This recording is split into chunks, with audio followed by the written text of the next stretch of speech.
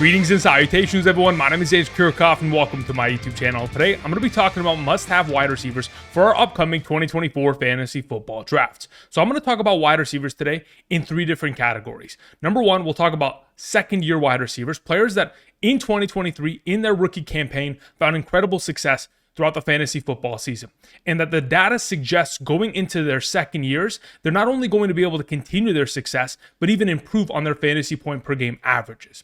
After we talk about those players, we'll then transition into talking about rookies going into 2024, considering the fact that the 2024 NFL draft class tied the record for the most rookie wide receivers selected within the first round, 7 wide receivers at that category. Of course, there's a lot of talent, and for fantasy purposes, there is a lot of potential in which you can go ahead and draft these players, and the data already suggests that there are going to be far more hits than misses throughout those 7 players going into 2024. Then I'll go ahead and close out today's video by talking about the wide receiver strength of schedule for the 2024 season that I've calculated and expanded across the first 17 weeks of the season.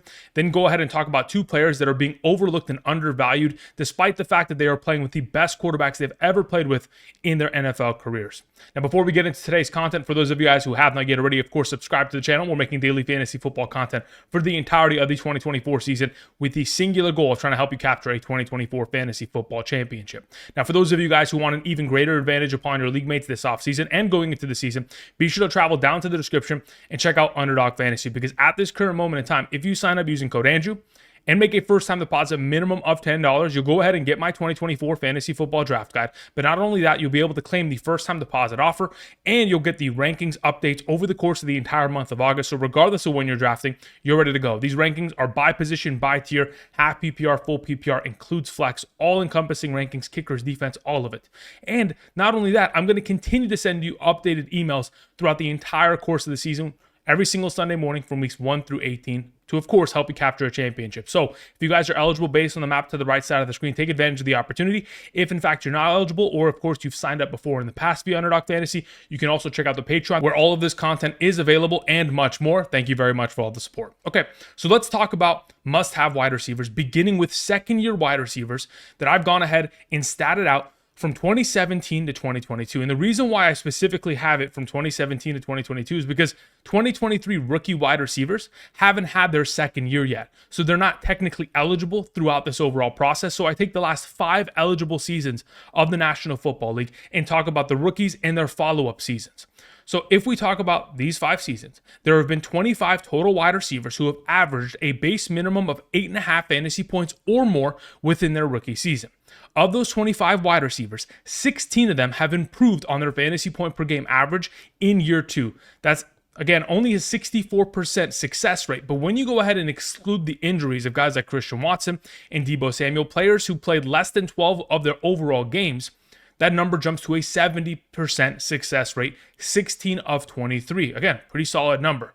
Now, the reason why I landed on 8.5 fantasy points per game for rookie wide receivers is because over the course of a 17-game season, 8.5 fantasy points per game leads you to 144.5 fantasy points in a half PPR scoring format.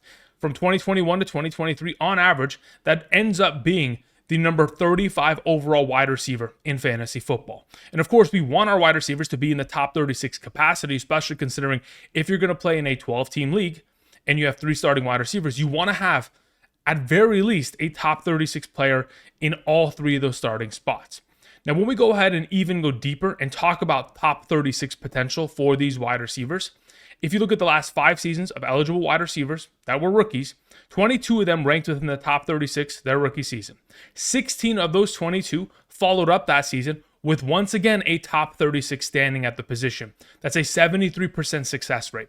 Now, if you go ahead and exclude the injuries of Christian Watson, Deebo Samuel, and Cooper Kupp in their second years, that's 16 of 19 wide receivers who found success once again and were a top 36 wide receiver. That's an 84% success rate. So if we're talking about the potential of the eligible wide receivers that we have on hand going into 2024, guys like Puka Nacua, Rashee Rice, Jaden Reed, Jordan Addison, Zay Flowers, and Tank Dell, all wide receivers that are certainly capable of not only producing another great fantasy football season, but improving their fantasy point per game averages. I mean, majority of these wide receivers are already associated with elite talent around them. We're talking about Patrick Mahomes, Lamar Jackson, Stafford, Stroud, Love. Unfortunately, Jordan Addison does have to deal with Sam Darnold, but nonetheless, the vast majority of these wide receivers are in the conversation of having a top-tier quarterback associated with them, which is only going to elevate their potential for success in 2024. Now, I do want to mention, you don't need to have an elite quarterback in order to succeed in that following season, but like guys last season, Garrett Wilson, in 2022 had an incredible rookie year. We thought he was going to improve, drastically in 2023. Unfortunately, his starting quarterback, Aaron Rodgers, went down with a season-ending injury. And of course, those things we can't control.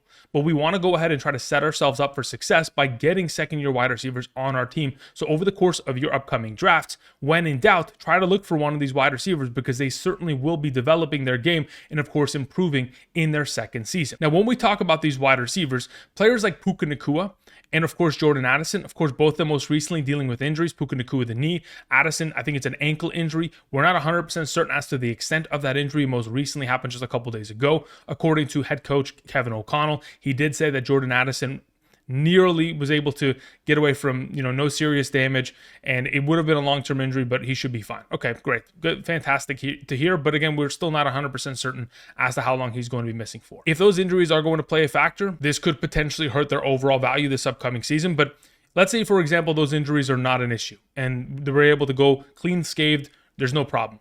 Puka Nacua still requires a first or second round draft capital selection in order to bring him onto your roster. In comparison to the rest of the field, you'll find far more opportunities of selecting these players, primarily because their ADP value in comparison, to a guy like Puka Nacua, who's going in the late first, early second, is far more accessible. So when you have the opportunities of going after guys like Rashee Rice, Tank Dell, Zay Flowers, Jaden Reed, Jordan Addison, those are far more appealing, to me at least, in 2024. Now, when we talk about the potential improvements of fantasy point production, Puka Nacua last season, 14.47 fantasy points per game. That also includes the Week 18 game in which he played with Carson Wentz.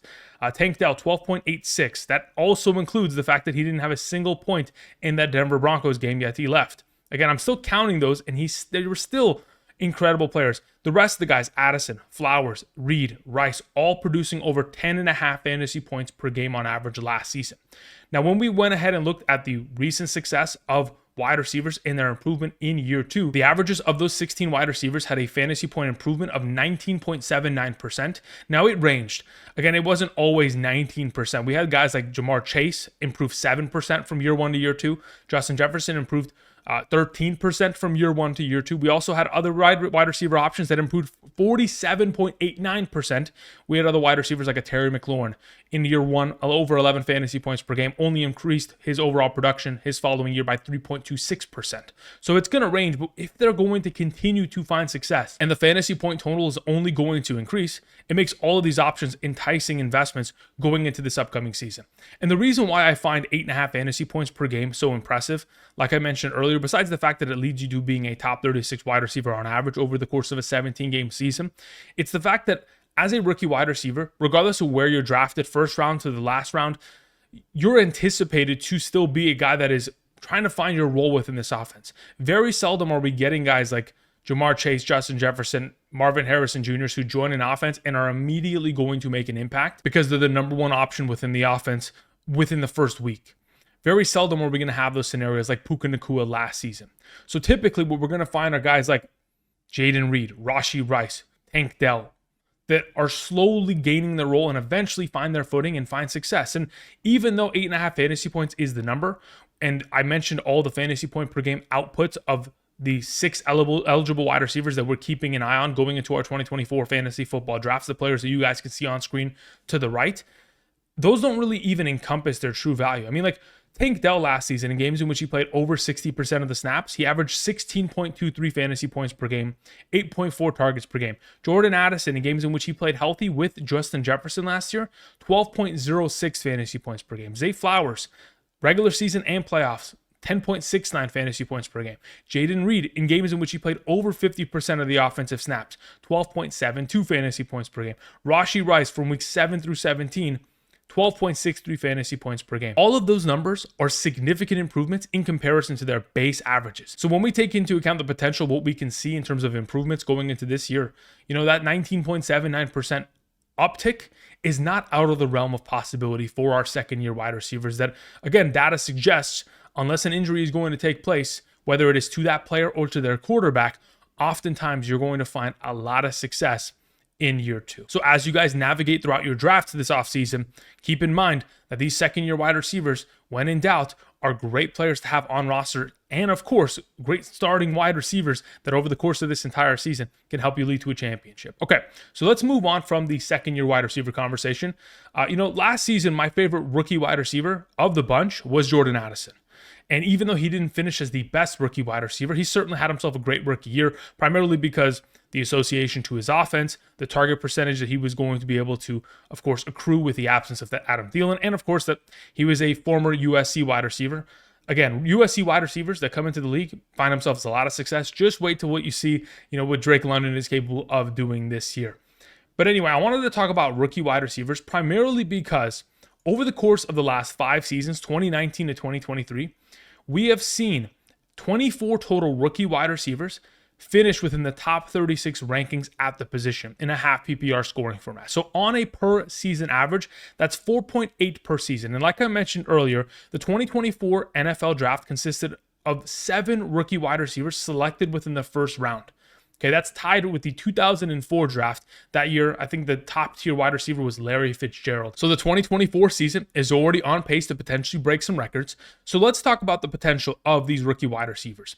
So when we look at the last 24 wide receivers that have ranked within the top 36 within their rookie year, the distribution contained 11 first-round wide receivers, 9 second-round wide receivers, 1 third-round, 1 fourth-round, and 2 fifth-round wide receivers. Okay, so just putting this into perspective, 83.33% of the top 36 wide receivers that ranked within their position in their rookie year since 2019 have been first or second round wide receivers. And that's great because this season, 7 first round wide receivers selected, 4 second round wide receivers selected. But let's stay on the topic of first round wide receivers.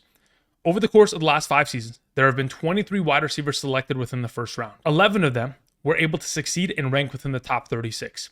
That's a 48% success rate. But when you go ahead and take into account the injuries to players that prevented them from playing over 12 games within their rookie season, we're talking about guys like Jamison Williams, Jahan Dotson, Treylon Burks, Kadarius Toney, Rashad Bateman, Jalen Reagor, and N'Keal Harry. When you exclude those players because of their rookie season injuries, we have 11 of the 16 succeeding and finding themselves top 36 standing within their rookie season, which again, 69% success rate, nearly a 70% success rate, which is a fantastic number to say the least. Now, while on the topic of these 11 wide receivers who have been able to succeed over the course of the last 5 seasons, they've been able to average 118 targets, 77 receptions, 1,046 total yards, and 7 total touchdowns within their rookie years, which again, is fantastic numbers across the board, nearly a 70% success rate. And the success rate is primarily there because they're getting themselves a lot of opportunity within their rookie season, primarily because the vast majority of these wide receivers are the number 1 wide receiver option and target getter of their offense in their rookie season. In fact, 9 of the 11 wide receivers that I mentioned over the course of 2019 to 2023 were the number 1 target getters in terms of total targets for their offense in their rookie season. The 2 wide receivers that weren't able to be the number 1 target getter of their offense were still able to get themselves a base minimum of 108 targets, 70 receptions, 900 total yards, and 6 total touchdowns minimum. So again, there's a lot of potential going into this upcoming season for the rookie wide receivers that we saw drafted. We have guys like Marvin Harrison Jr. and Malik Neighbors that, in my opinion, by far and away, are going to be the number 1 target getters of their offense. But not only that, are guaranteed to find immediate success based on the talent level that they have. So the idea of Marvin Harrison Jr. being an early second-round investment does not bother me to the slightest bit. Malik Neighbors, yes, he is associated with a lesser quarterback in Daniel Jones, but he should absolutely see very close numbers to the ones that you guys can see on screen. Should see himself 120 to 130 targets, and if at least 70% of them are deemed catchable this upcoming season, Neighbors should be able to dominate for fantasy purposes and get himself great numbers across the board. Now, as for some of these other wide receivers, guys like Ricky Pearsall or Xavier Legette, there may not be as much potential ceiling for them this upcoming season unless something is to happen to one of their other receivers within the offense. Like if Brandon Ayuk is to be traded, Ricky Pearsall has a chance then. Outside of that scenario, the offense for the San Francisco 49ers, they were last in the National Football League in terms of total passing attempts from their quarterbacks. So with that all taken into account, and the fact that Brandon Ayuk, Deebo Samuel, George Kittle, Christian McCaffrey will be the mouths that are going to be primarily fed, Ricky Pearsall will see less opportunity and maybe not have himself a higher upside to being one of these immediate playmakers and difference makers within a top 36 ranking. Same thing with Xavier Legette. When you join an offense that is already in shambles from last season with Bryce Young, there is still a lot of growth within this offense to be made with a new head coach, new offense as a whole.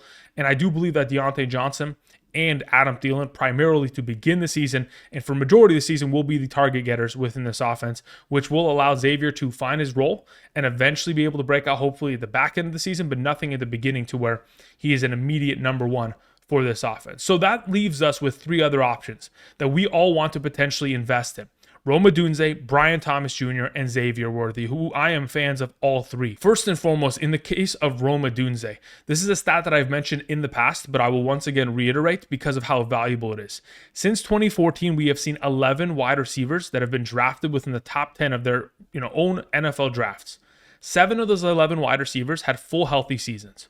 Those wide receivers averaged 127 targets, 77 receptions, 1,055 receiving yards, 7 receiving touchdowns, and 186.41 fantasy points. Those averages, again, can fluctuate. There could be more potential, there could be less potential, but we anticipate to see guys like Marvin Harrison Jr.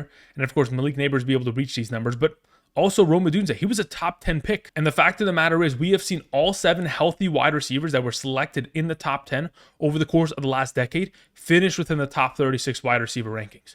So honestly, the question is Keenan Allen the gatekeeper, or is Rome Odunze going to take the job of Keenan Allen and be a top 36 wide receiver within his rookie year? I think there's a good chance. I mean, everything is pointing to the idea that Rome Odunze is becoming like the best friend target of Caleb Williams. He could be the Tank Dell of this offense, in the idea that, yes, there are other guys like a DJ Moore and a Keenan Allen, just like how Tank Dell has the competition of Stephon Diggs and Nico Collins, but still be immensely valuable because of how much the quarterback specifically wants to get them involved. I think Rome Odunze, even at his ADP, is very valuable. Now, another one of these wide receivers that I love, Brian Thomas Jr., coming out of LSU, another one of these stud wide receivers that is a first-round pick and could very easily join this offense and be the new Calvin Ridley. We know that Calvin Ridley was the top target getter within this offense amongst all wide receivers, had himself a great season in terms of fantasy purposes despite, the couple years off. But Brian Thomas Jr. has been turning heads in training camp. There's a reason why they went ahead and invested in him. They did bring in guys like Gabriel Davis. They do get the return of Christian Kirk in terms of, obviously missed the majority of the back end of last year due to an injury, but Brian Thomas Jr. should be the guy that, in comparison to Rome Odunze and Xavier Worthy, has honestly the least amount of target competition in my mind. I think he can immediately come in, play on the outside, and find himself a lot of success. And like I've mentioned earlier, there's a lot of success and data that revolves around first-round rookie wide receivers that play a base minimum of 15 games. And if Brian Thomas Jr. is capable of staying healthy and becoming the number one wide receiver of Trevor Lawrence, I mean, we're talking about these wide receivers averaging 114 targets, 72 receptions, 955 receiving yards, 6 touchdowns, and 167.73 fantasy points. Since 2019, 10 of the last 13 rookie wide receivers selected in the first round, 10 of the 13 were able to find themselves success in the point of being a top 36 ranked wide receiver, a 77% success rate. So why not Brian Thomas, who's filling into a offense that, of course, needs a number one outside player? Now, the final player I wanted to mention is Xavier Worthy. Xavier Worthy, a couple days ago against the Detroit Lions within the first team offense, rarely came off the field. 15 of the total 18 snaps played with Patrick Mahomes and the first team offense. Not only that, made some huge plays, scored a touchdown, made a couple plays down the field. And if in fact you're trying to get a piece of one of the best offenses in the National Football League, a top 5 offense going into 2024, the lowest ADP piece associated with this offense that is still going to have immense value is going to be Xavier Worthy. Guys like Travis Kelce, Patrick Mahomes, Isaiah Pacheco, and Rashee Rice are going to be far more valuable and far more difficult to acquire within your draft. Unless you're sitting in the draft position to select them, or you're going to overdraft them, oftentimes they're not going to fall to you. So the piece that you might want to go ahead and invest in is Xavier Worthy, a guy that, again, is going to find success. But when we talk about the potential of him taking the top off the defense and being the deep receiving threat of this offense, something that they didn't have for the last 2 years in the absence of Tyreek Hill, Xavier Worthy has a lot of fantasy upside. And in a best ball draft, far more valuable because you don't have to worry about, the volatile games. One game he'll have 115 yards and a touchdown on 3 receptions. The next game, 13, yards on 3 receptions. There are going to be weeks like that, but nonetheless, extremely valuable. I really do love these three wide receivers: Odunze, Brian Thomas Jr., and of course Xavier Worthy as the guys that I'm going to be investing in, because in comparison to Marvin Harrison Jr. and Malik Neighbors, they're far more palatable in terms of an overall investment, because in comparison to Malik Neighbors and of course Marvin Harrison Jr., the investment isn't going to require, an early second round pick or an early third round pick going into 2024. Now, I want to continue this conversation to second round rookie wide receivers, because like I mentioned earlier, 83.33% of the overall wide receivers who have been able to, over the course of the last 5 seasons, rank within the top 36 position, 11 of them have been first round picks and 9 of them second round picks. So there is still potential that going into this upcoming season, of the eligible second round selections, guys like Keon Coleman, Ladd McConkey, A.D. Mitchell, guys like Jalen Polk could very easily come in and find success. So let's talk about what the data has demonstrated. Since 2019, we have seen 30 second round wide receivers selected. 9 of those wide receivers, 9 of those 30, a 30% success rate, have been able to find themselves top 36 rankings within their given season. If we exclude the injuries of Paris Campbell, Denzel Mims, Elijah Moore, Dwayne Eskridge, Wan'Dale Robinson, John Mechie, all those guys that weren't able to play over 12 games because of injuries, that makes it 9 of the last 24 being able to find success in terms of a top 36 standing. That's a 38% success rate, which in comparison to the success rate of first round wide receivers, obviously is a huge decline, but there is still a lot of potential for these wide receivers.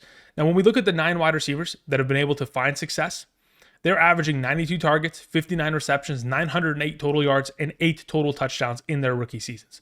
A lot of these second wide receivers over the course of the last 5 years have heavily relied upon touchdowns, leading them to success. I mean, I'm looking at a guy like Jaden Reed last season, who was able to score himself a boatload of touchdowns, and that really was the kind of determining factor of getting him into that top 36 conversations, because of how they utilized him and how great of an option he was within the red zone for the Green Bay Packers last year. But not only that, when there is comfortability within the combination of the quarterback and the potential receiver, and they are getting themselves a high volume of targets. I mean, of the 9 wide receivers, 6 of them were either the number 1 or the number 2 target getter within their offense. So when we look at the potential options of Keon Coleman, Ladd McConkey, Adonai Mitchell, Jalen Polk, Polk is still trying to fight for a job. He's still trying to get on the field as a starter. Keon Coleman could very easily be the number 2 target getter of this offense. I don't think anybody knows 1,000% who's going to get the most total targets amongst Curtis Samuel, Khalil Shakir, and of course Keon Coleman. I don't even think the Bills know yet. We all know that, of course, Dalton Kincaid should be the number 1, but after that, very blurry. Adonai Mitchell, going into this offense with the recent injury to Josh Downs, gives him an opportunity to be the number 2 wide receiver of this offense and the quote-unquote Devontae Smith of this offense. The reason why I bring up that comparison is because Shane Steichen, former offensive coordinator of the Philadelphia Eagles, that offense revolved around the idea of having A.J. Brown, Devontae Smith, Dallas Goedert, your lead back, and your mobile quarterback. They're trying to create that. The Midwest Eagles are in the form of the Indianapolis Colts, with Anthony Richardson, their number 1 wide receiver on the outside, being Michael Pittman Jr., the Devontae Smith of this offense being, of course, Mitchell. They haven't found a stud tight end yet. They did want to draft Brock Bowers, which they weren't able to do because they weren't able to make a trade. They still have their stud back. They got an elite offensive line. Again, the offenses are very parallel, and very easily could end up seeing Mitchell being that number 2 receiving option in terms of targets within this offense, just behind Michael Pittman Jr., which could get him into the conversation of being a stud. And then we have Ladd McConkey, who is a slot wide receiver, but is going to be in an offense that is primarily going to be running a lot of 12 personnel. They want to run the ball a lot, and they're probably going to be an explosive offense in terms of throwing the ball deep down the field. So I don't know if Ladd McConkey immediately fits in to being the number 1 receiving target or number 2 receiving target in this offense, if in fact he's not going to be on the field enough because the formations aren't going to allow him to. Unless he's going to beat out guys like Josh Palmer, DJ Chark, or Quentin Johnston, which I would assume he should be able to beat out DJ Chark and Quentin Johnston. But if he's not able to in his rookie year, at least early enough to make an immediate impact to start within the first 4 weeks of the season, there could be a delayed effect in terms of his overall potential. But again, they all have the potential. That's the entire point of this conversation. When you're looking to invest in a second round wide receiver, any of these 4 could be the guy that is the number 1 receiving option for their offense. Now, I will say that Mitchell certainly has an outside shot at being the number 1 target getter of his offense, but if we're talking about the potential of 2/3 of the wide receivers that were second round picks, that were the number 1 or number 2 target of their offense, able to be within that top 36, ranking, I think the field here that is available and the opportunity of getting them at such a low ADP is quite enticing going into our 2024 fantasy football draft.